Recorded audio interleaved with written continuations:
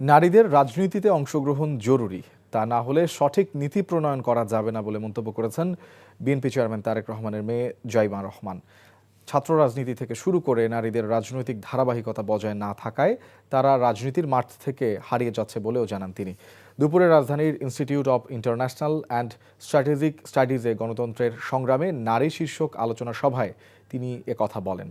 সমাজে নারীদের নানা সীমাবদ্ধতা থাকলেও তা দূর করে তাদের অর্থনৈতিকভাবে স্বাবলম্বী করতে হবে বলে জানান তিনি। রাজনৈতিক দলগুলোকে নেতৃত্ব আসার বিষয়ে নারীদের উৎসাহিত করা উচিত বলে মনে করেন জাইমা রহমান।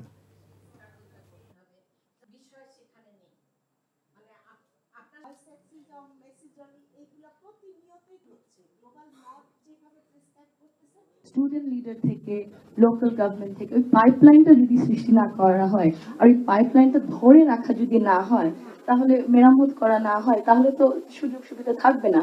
ওরকম ভালো ভালো নেত্রীদের ওরকম আমরা সুযোগ দিতে পারবো না। আমরা দেখি পুরুষদের জন্য অনেক এরকম সুযোগ সুবিধা থাকে, কিন্তু নারীদেরকে ওইভাবে দেওয়া হয় না।